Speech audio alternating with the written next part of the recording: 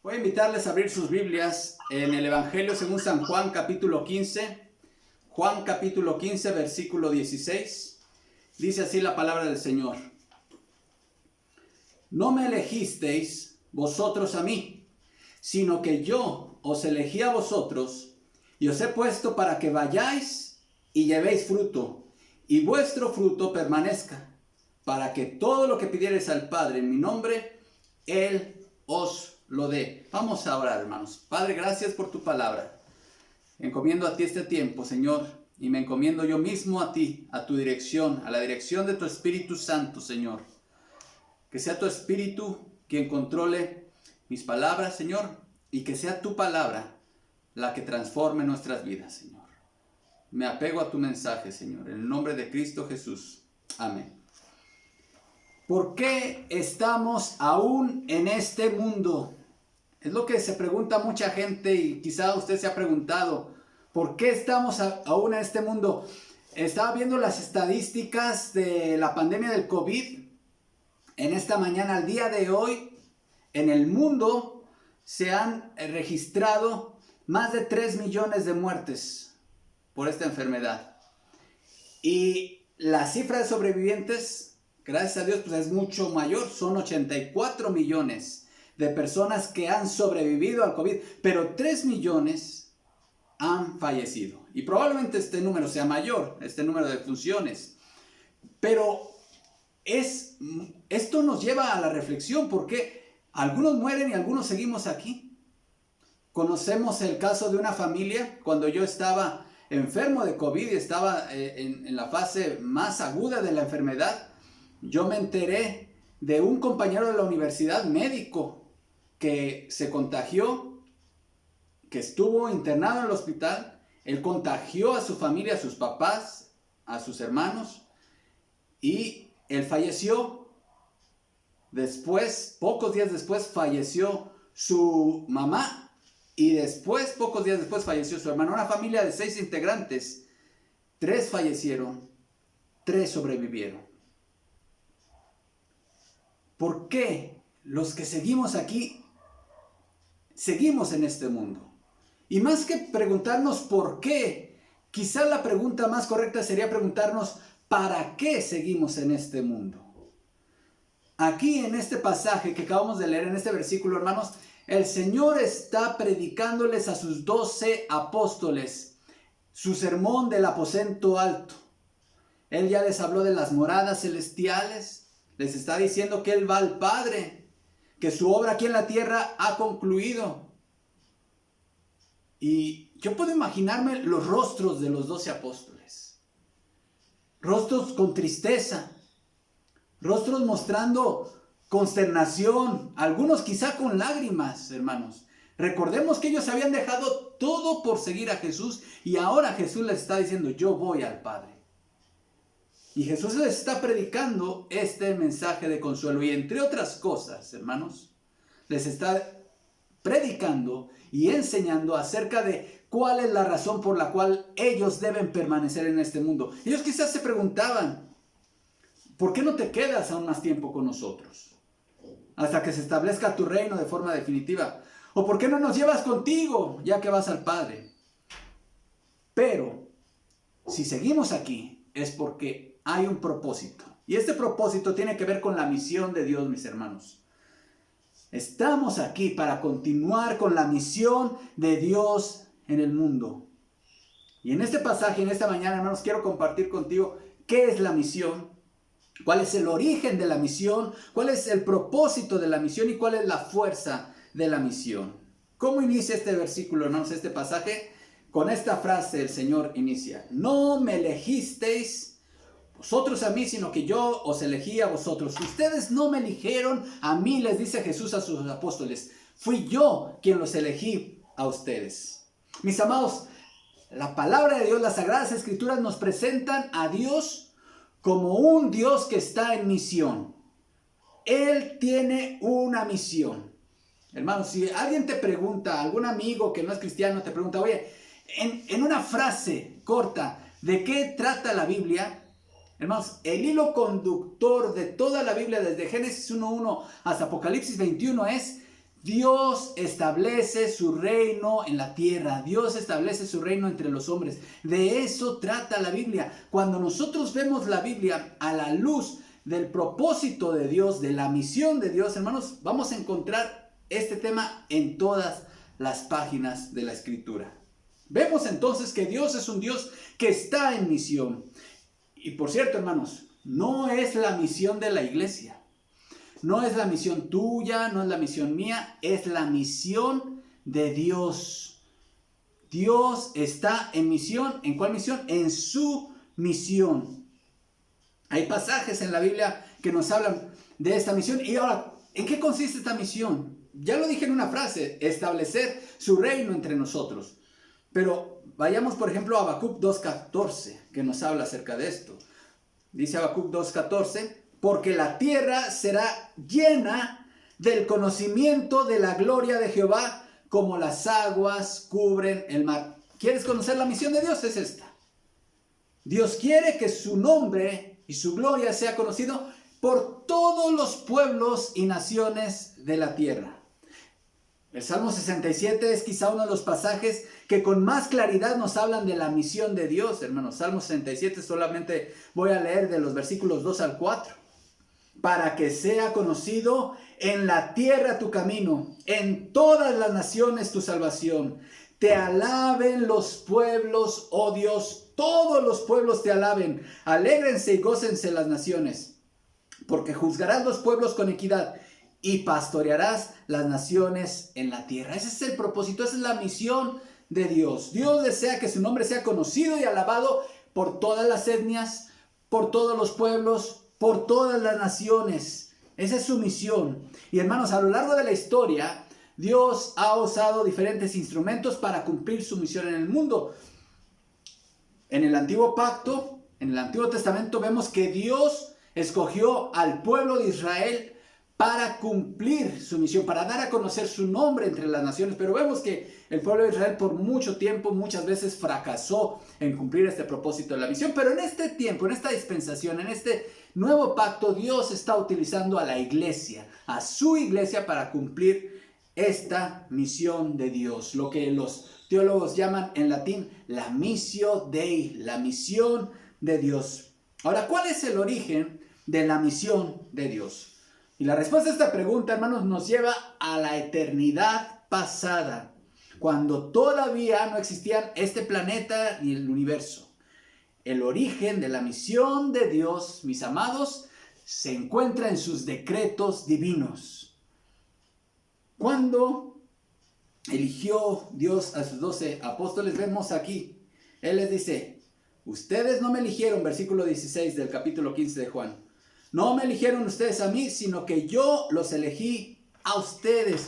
¿Cuándo eligió, Señor, a sus 12 apóstoles? Bueno, si leemos los evangelios, podemos decir, bueno, cuando estaban ahí en las redes, en las barcas pescando, y les dijo, síganme, y entonces los haré pescadores de hombres, ahí los llamó, ahí los eligió. Pero si analizamos, hermanos, el llamamiento de Dios para sus siervos, vemos que su elección va mucho más atrás. Y vamos a ver nada más 3 casos como ejemplo, hermanos, a manera de ilustración. Jeremías 1:5, le invito a ir a su Biblia. Vaya conmigo a Jeremías 1:5. Jeremías 1:5, ¿cuándo llamó Dios a Jeremías? Vean lo que le dice Dios a Jeremías. Antes que te formase en el vientre, te conocí.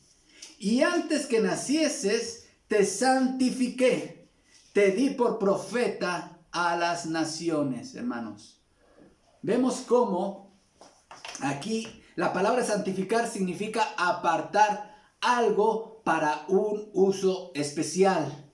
En la mañana, y esto se me viene como ilustración, le decía a mi esposa, oye, esta salsa que está en ese traste, la voy a poner en un topper. Y me dice, pero déjame elegir el topper porque quiero que un topper sea solo para salsas.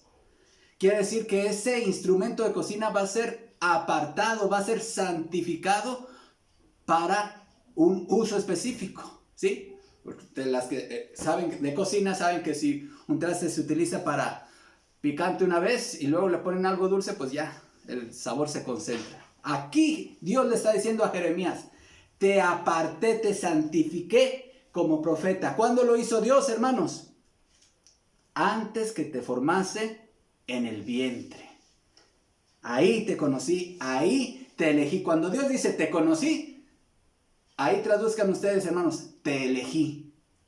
Te elegí. Cuando el verbo conocer se le atribuye a Dios, significa elección. Veamos el caso de Juan el Bautista, hermanos.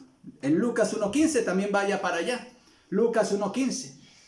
Porque será grande delante de Dios. No beberá vino ni sidra y será lleno del Espíritu Santo aún desde el vientre de su madre. Antes de que naciera Juan el Bautista, antes de que fuera concebido, ya él había sido elegido como profeta de Dios.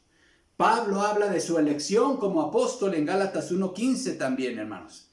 Pero cuando agradó a Dios, note, que me apartó desde el vientre de mi madre y me llamó por su gracia. ¿Desde cuándo? Desde el vientre de su madre. La palabra de Dios, hermanos, habla mucho acerca de la doctrina de la elección. En la Biblia, Dios constantemente está eligiendo personas. Eligió a Abraham entre todos los hombres para de ahí formar la nación de Israel. De ahí eligió a Isaac, a Jacob, etc. Ahora los discípulos del Señor, los 12 apóstoles, en ese aposento alto, estaban a punto de conocer el origen, la dimensión eterna de su elección como apóstoles, hermanos. Hasta este momento ellos pensaban que había sido su propia iniciativa, su propia elección de seguir a Jesús. Y por supuesto que ellos tomaron una decisión, hermanos. Ellos dice la palabra de Dios, dejaron sus redes. Los hijos de Zebedeo dejaron a su padre. ¿Y qué? Siguieron. ¿De qué habla de eso? De una elección, de una decisión. En el caso de Mateo, él dejó el banco, el asiento, su oficina recaudadora de impuestos y empezó a seguir a Jesús. Por supuesto que hubo una elección, pero por encima de la elección de ellos de seguir a Jesús estaba la elección de Jesús mismo, la elección de Dios. Y ellos estaban a punto de conocer esta verdad, hermanos. Y piensa por un momento, hermanos, tú viniste a Cristo y puedes recordar el momento en que creíste en el Señor Jesucristo como tu Señor y Salvador, hermanos. Y nos encanta cantar este himno y es correcto decir, he decidido seguir a Cristo, no vuelvo atrás, pero que no se nos olvide, hermanos, por arriba de nuestra elección está la elección de Dios. Algo que debemos tener muy claro aquí, hermanos, es que la misión de Dios nace en la eternidad pasada. Desde antes de crear este universo, Dios ya estaba en misión y concluye en la eternidad futura. Y Dios sigue en misión y dentro de esa misión tenía contemplado a este grupo de 12 hombres, de 12 apóstoles. Y la misión de Dios en la eternidad pasada incluye la elección, hermanos. El apóstol Pablo, cuando tú te preguntas, ¿por qué yo estoy en Cristo? Y quizá familiares míos, por los cuales yo he estado orando mucho tiempo, no han venido a Cristo. Y sigue orando, por supuesto, debemos de seguir orando y seguirles predicando, hermanos. Pero la palabra de Dios nos dice, en Romanos capítulo 8, nos presenta el apóstol Pablo el orden de la salvación. Y el orden de la salvación, al igual que la misión de Dios, inicia en la eternidad pasada y concluye en la eternidad futura. Romanos 8, 29 y 30 dice, porque a los que antes conoció, ¿qué dijimos que era conocer? Elegir. También los predestinó para que fuesen hechos conformes a la imagen de su Hijo, para que Él sea el primogénito entre muchos hermanos. Y a los que predestinó, a estos también llamó. Y a los que llamó, a estos también justificó. Y a los que justificó, también glorificó. Entonces vean ustedes el orden de la salvación, hermanos. En la eternidad pasada, ¿qué hizo Dios por nosotros? Dice, nos conoció.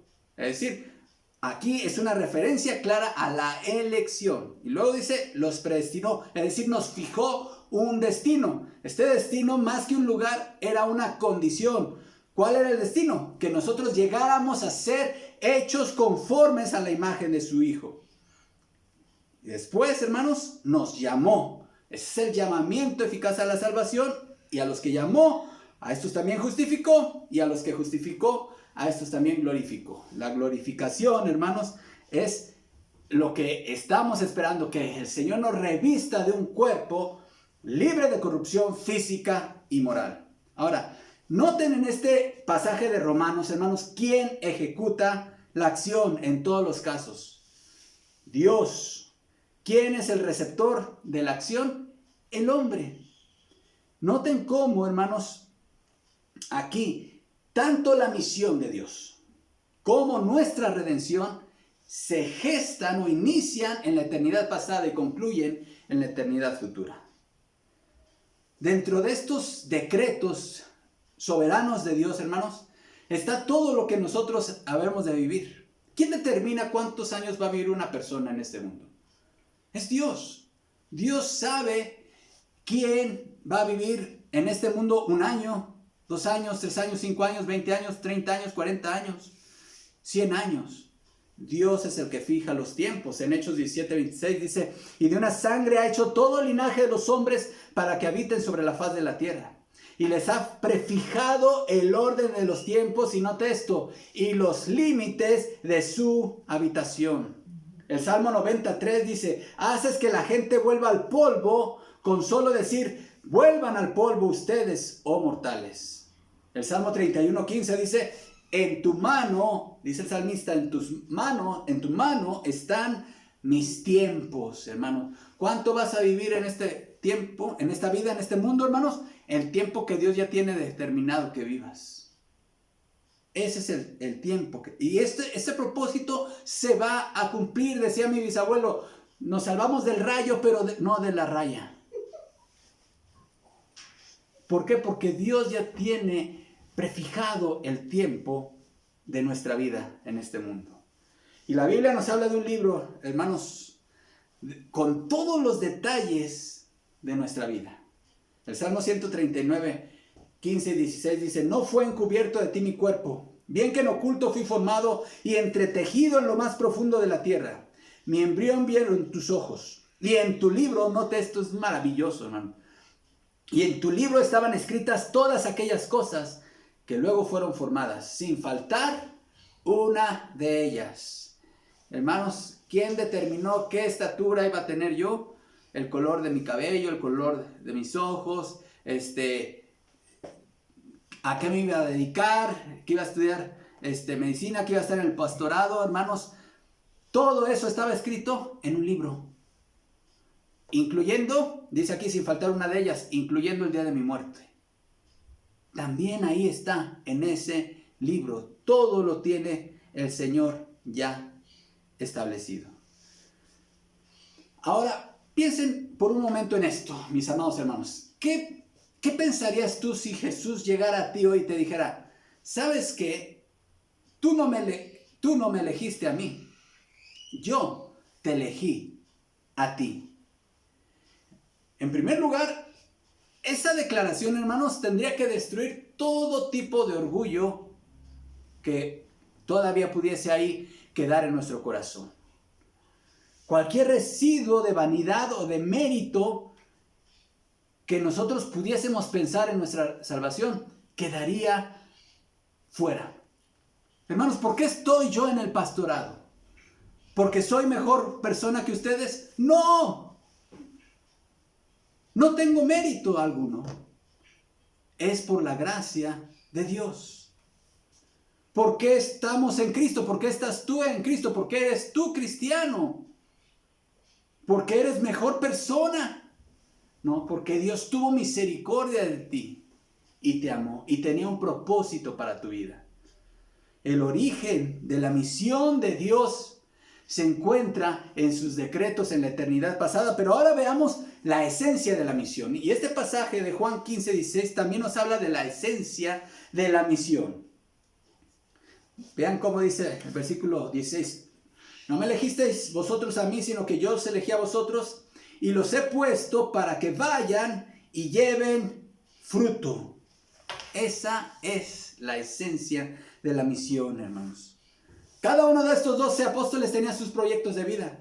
Los que eran pescadores, pues ellos querían seguir progresando en el negocio de la pesca. Quizá Mateo, como recaudador de impuestos, él, por supuesto, quería seguir ascendiendo en esa carrera, en la cual él podía llegar a ser un hombre muy rico. Simón el cananista, que era celote, él quería ver cumplidos sus sueños de ver libre a la nación de Israel del yugo político de Roma. Es decir, cada uno de ellos tenía una meta, un propósito, una misión que creían que para lo cual ellos existían en este mundo. Pero Jesús los llama de donde estaban y los mete en su misión, en la misión de Dios. Jesús los reclutó para un nuevo proyecto mucho más sublime, mucho más alto, de mayor trascendencia y alcance. Jesús los reclutó para su misión, para la misión de Dios, hermanos. ¿En qué consiste esa misión, hermanos? ¿En qué consiste la misión de Dios? Génesis 12, del 1 al 3. Y les invito a ir a Génesis 12, del 1 al 3. Pero Jehová había dicho a Abraham: vete de tu tierra y de tu parentela y de la casa de tu padre a la tierra que te mostraré. Y haré de ti una nación grande y te bendeciré. Y engrandeceré tu nombre y serás bendición. Bendeciré a los que te bendijeren y maldeciré a los que te maldijeren. Y serán benditas, note esta frase, aquí está la misión de Dios. Y serán benditas en ti todas las familias de la tierra. ¿Qué quiere Dios? Bendecir a todas las familias de la tierra. Y aquí familias, hermanos, se entiende como naciones, pueblos, tribus, etnias. Cada etnia que hay en México, hermanos, está dentro del plan de la misión de Dios. Cada etnia que hay en el mundo está dentro del plan de la misión de Dios. Está contemplada aquí en Génesis 12:3. Los mayas, los tzotziles, los mazatecos, los mazahuas, todas las familias de la tierra, hermanos, están contempladas aquí en Génesis 12:3. Y escuche esto con atención, mis amados. La misión de Dios es establecer su reino en todas las naciones y pueblos de la tierra. La misión de Dios consiste en establecer su reino en todas las naciones de la tierra. Habiendo venido Cristo y habiendo realizado su obra en la cruz, ahora es la iglesia el instrumento a través del cual Dios está cumpliendo su misión de que su nombre sea conocido y adorado en todo el mundo. Así que si tú eres parte de la iglesia de Cristo, si tú eres cristiano y eres parte de la iglesia de Cristo, déjame decirte algo, tú estás involucrado en la misión de Dios. No tienes opción. Estás llamado a involucrarte en la misión de Dios. Él te ha puesto ahí, en la iglesia, para que des fruto. Dice, os he puesto para que vayáis. Y hermanos, esto es algo muy importante, el verbo. Jesús no solamente da un mandato, sino que nos dice también cómo cumplir ese mandato. Y el verbo vayan, hermanos, el verbo vayáis es la instrucción acerca de cómo cumplir el mandato de Dios. Cuando los seres humanos, hermanos, y el pueblo de Dios cambia las instrucciones que Dios da y decide que puede tener mejores ideas que Dios, las cosas no marchan bien. Tristemente, muchas veces hemos pensado como cristianos que una mejor estrategia es que la gente venga a nosotros y escuche de Jesús, en lugar de ir nosotros a donde están los pecadores y predicarles el evangelio. Este vayáis, hermanos, por supuesto implicaba el dejar nuestro lugar de residencia e ir a otras naciones, pero también implica otra cosa, hermanos. Implica el salir a donde está la gente sin Cristo. Ahí, fuera de nuestras cuatro paredes, hermanos. Por mucho tiempo pensamos que la estrategia mejor era organizar campañas evangelísticas dentro del edificio del templo y invitar a la gente a que venga a nuestras campañas y escuchar de Jesús. Pero Jesús no instruyó de esa manera. Él dijo, vayan y den fruto. Esta pandemia, hermanos, nos ha enseñado como Iglesia Bautista de Puebla, hacer iglesia fuera de las 4 paredes. A eso nos ha llamado el Señor y eso nos ha movido el Señor en esta pandemia, hermanos. Hacer iglesia fuera del edificio de reunión. Claro, los domingos es hermoso el tiempo de comunión como iglesia, hermanos. Pero de lunes a sábado, ¿dónde está la iglesia? Allá en la oficina, allá en el taller, allá en la universidad, allá en el vecindario. Donde quiera que estén los miembros de la iglesia, hermanos, allí está la iglesia en la misión, allí estamos en nuestro propio campo misionero. Vayan, dice Jesús, vayan y den fruto. Dice, y llevéis fruto. Este sermón, hermanos, Jesús está usando una metáfora, ustedes pueden verlos en los primeros versículos del capítulo 15. Ahí está diciendo, yo soy la vid, yo soy el árbol de la vid, y ustedes son los pámpanos, ustedes son las ramas. Para que un pámpano o una rama pueda dar fruto, tiene que estar unido al tronco, a la vid, al árbol, hermanos. Jesús les dijo en Juan 15, 4 y 5, permanezcan en mí y yo permaneceré en ustedes, pues una rama no puede producir fruto si la cortan de la vid, y ustedes tampoco pueden ser fructíferos a menos que permanezcan en mí. Ciertamente yo soy la vid, ustedes son las ramas. Los que permanecen en mí y yo en ellos producirán mucho fruto, porque separados de mí nada pueden hacer. ¿Cuál es el fruto de la vid, hermanos? Todos sabemos, las uvas. ¿Cuál es el fruto de un árbol manzano? Las manzanas. ¿Cuál es el fruto de una higuera? Los higos.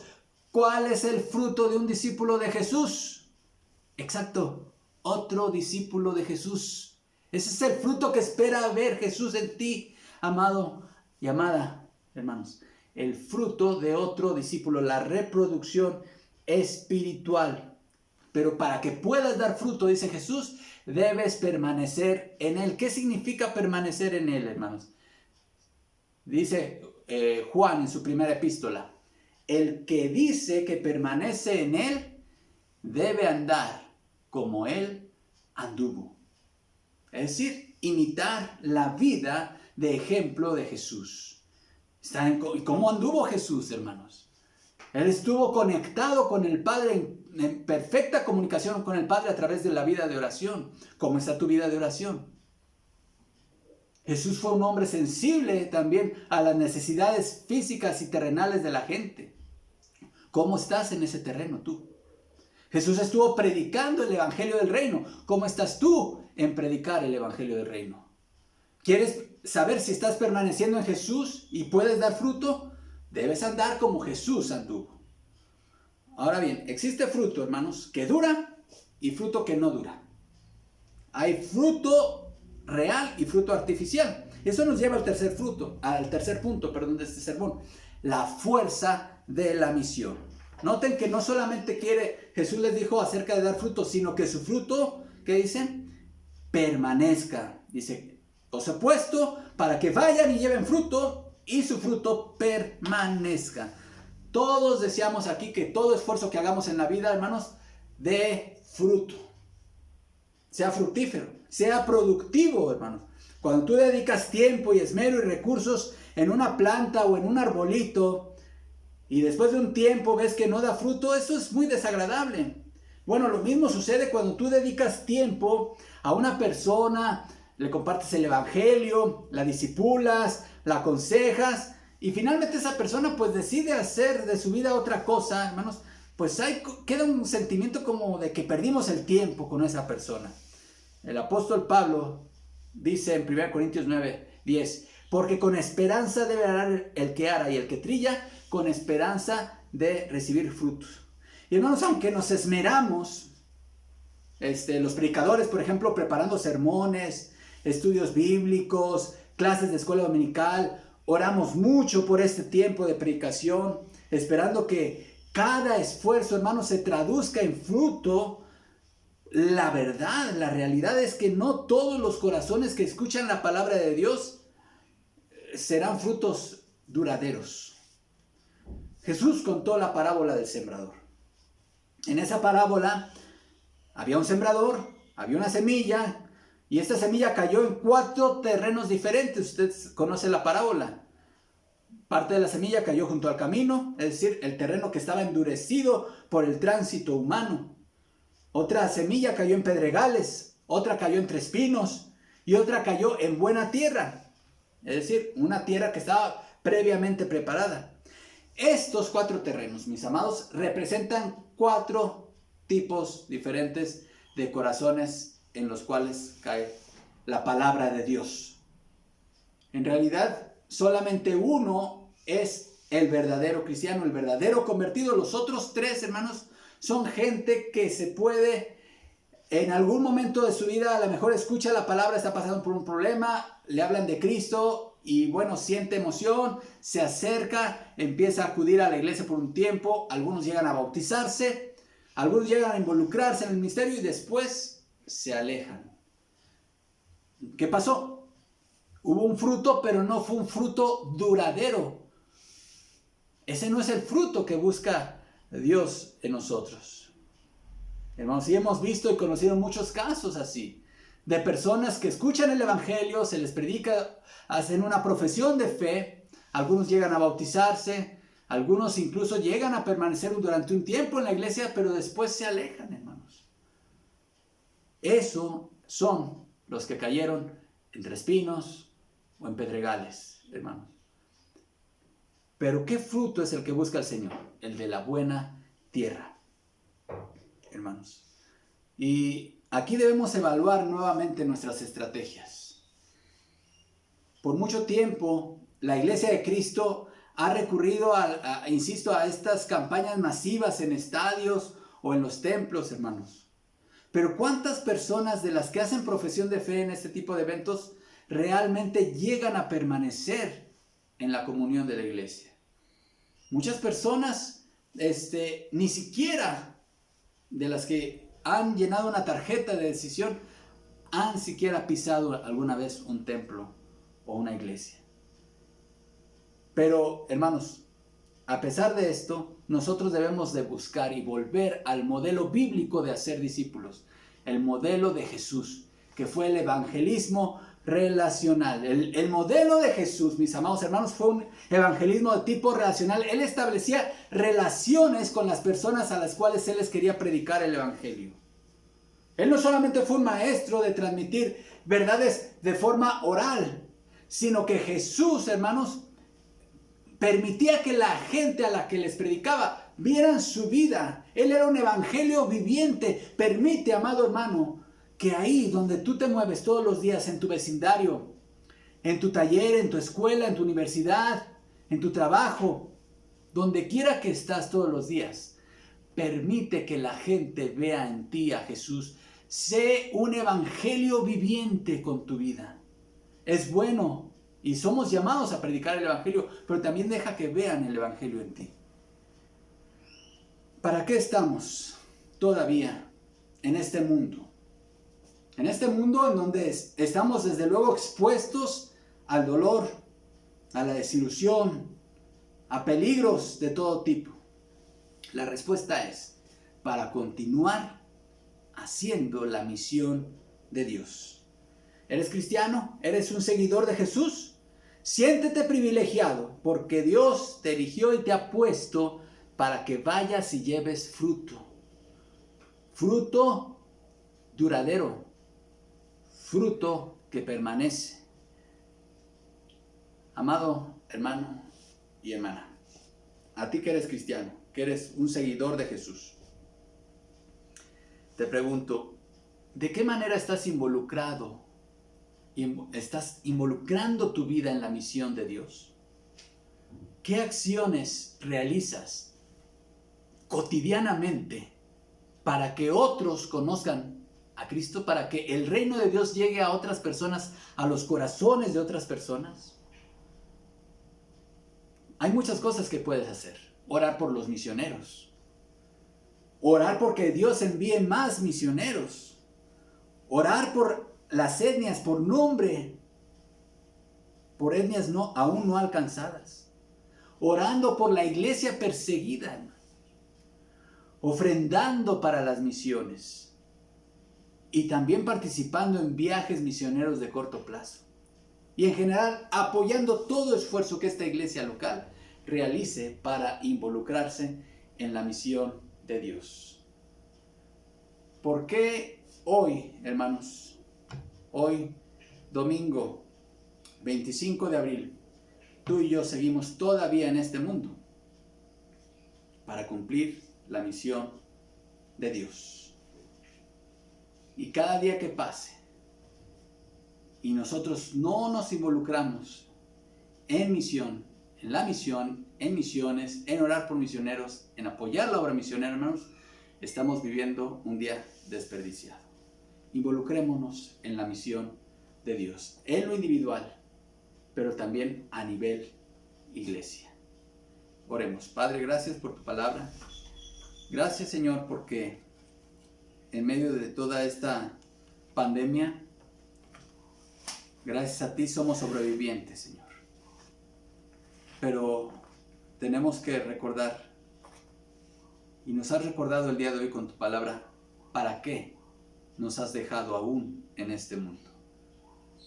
Y lo has hecho, Señor, para que cumplamos con tu misión, de que se establezca tu reino en este mundo y tu nombre sea conocido y sea adorado en todas las naciones. En el nombre de Cristo Jesús te rogamos, Señor, que nos ayudes y muevas nuestro corazón a participar de una forma más activa y más decidida en la misión que tienes para nosotros en este mundo.